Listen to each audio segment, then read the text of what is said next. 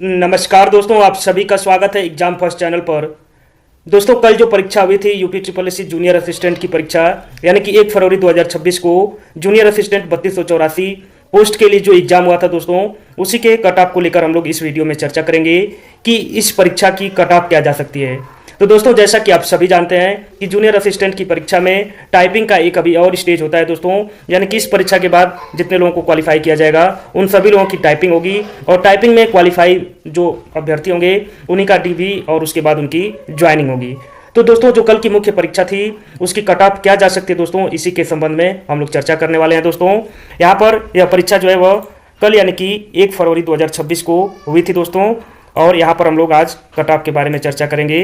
किस परीक्षा के लिए कितनी कट ऑफ जा सकती है, कितने लोगों को अपनी टाइपिंग की तैयारी करनी चाहिए। तो दोस्तों, आइए जो है हम देखते हैं यहाँ पर किस परीक्षा की कट ऑफ जो है वह क्या हो सकती है। यहाँ पर दोस्तों, हम अगर देखा जाए तो जो टोटल वैकेंसी है दोस्तों, यहाँ पर वह जो है 3284 पोस्ट के लिए वैकेंसी निकाली गई थी, लेकिन एक नोटिस आपने देखा होगा, तो नोटिस के माध्यम से बताया गया था कि 3 पोस्टों को कम कर दिया गया है। तो अब जो है यह परीक्षा 3281 पोस्ट के लिए हुई है, यानी कि टोटल जो पोस्ट हैं दोस्तों वह कितने हैं, 3281। अब दोस्तों, एग्जाम डेट यानी कि कल 1 फरवरी 2026 को इस परीक्षा का एग्जाम हुआ था। अब दोस्तों, अगर देखा जाए तो इसमें कैंडिडेट की शॉर्ट लिस्टिंग कितनी हुई थी, तो यहाँ पर देखा जाए दोस्तों तो करीब करीब 1,32,000 के आसपास दोस्तों यहाँ पर शॉर्ट लिस्टिंग हुई थी आयोग के द्वारा। तो 1,32,000 लोगों ने दोस्तों इनको परीक्षा के लिए जो है वह शॉर्ट लिस्ट किया गया था आयोग के द्वारा।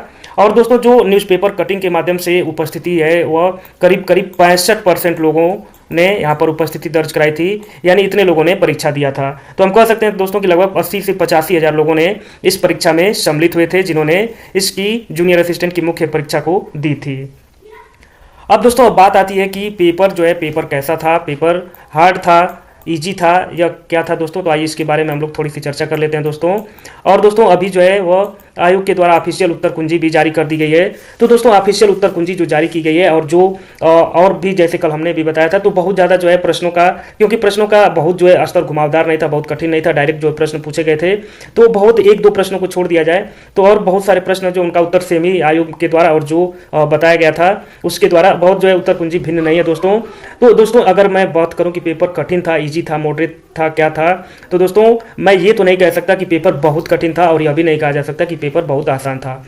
जिन बच्चों ने 4 से 5 घंटे लगातार जो है पढ़ाई की रही होगी उनके लिए यह पेपर कतई कठिन तो नहीं रहा होगा। हाँ, मॉडरेट से जो है हम कह सकते हैं, बहुत ईजी भी नहीं कह सकते, क्योंकि जिन्होंने तैयारी की होगी, जो लगातार 3-4 महीने से जुड़े होंगे, उनके लिए पेपर कठिन नहीं था। और यह भी नहीं कहा जा सकता कि पेपर बहुत ही आसान था। हाँ, जिन्होंने पढ़ाई की थी उनके लिए पेपर बहुत कठिन नहीं था।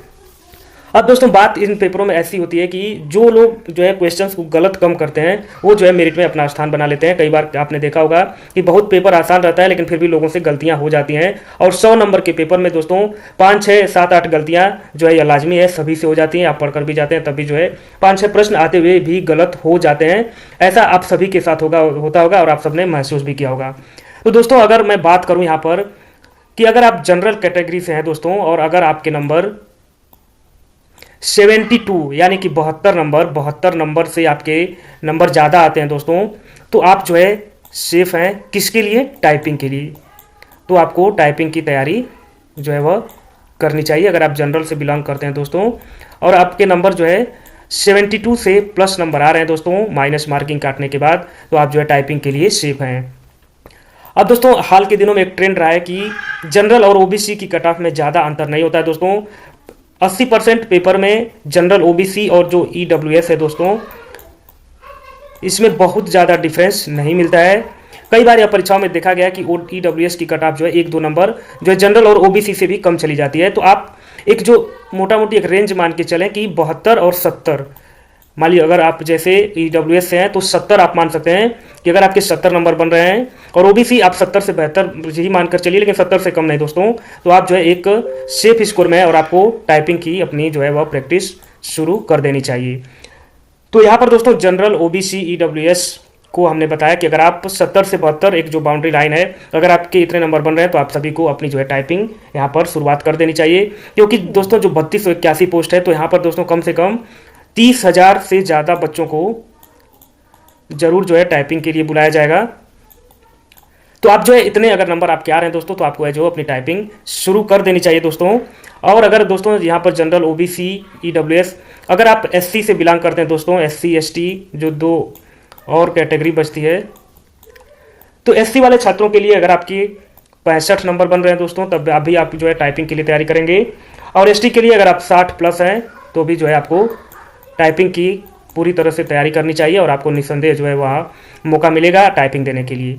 तो दोस्तों एक बार फिर मैं आपको बता दूं, जनरल, ओबीसी, ईडब्ल्यूएस 70-72 नंबर से अगर आपके ऊपर नंबर बन रहे हैं, उसके ऊपर आपके जितने भी नंबर बन रहे हैं वह जो आपके लिए फ़ायदेमंद ही है दोस्तों।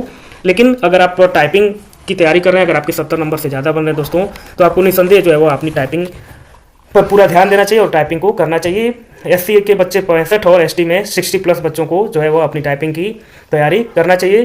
तो यहाँ पर आप सभी साथी जो जिनके इतने भी नंबर बन रहे हैं उनको निस्संदेह जो है टाइपिंग करना चाहिए। और हाँ दोस्तों, अभी जो है ऑफिशियल उत्तर कुंजी भी जारी कर दी गई है, तो आप जो है वहाँ से अपने प्रश्नों का मिलान करके आप नीचे जो है कमेंट कीजिएगा कि आपके कितने नंबर बन रहे हैं। बाकी अगर आप एग्जाम फर्स्ट चैनल पर नए हैं दोस्तों, पहली बार जुड़े हैं, तो एग्जाम फर्स्ट चैनल को लाइक करिए दोस्तों, सब्सक्राइब कीजिए, क्योंकि यहाँ पर यूपी SSSC से या यूपी के किसी भी एग्जाम से संबंधित जो है आपको तैयारी करवाई जाती है। अपने दोस्तों के बीच में भी इस चैनल को शेयर करिए। तो आप सभी दोस्तों का बहुत बहुत धन्यवाद। नमस्कार।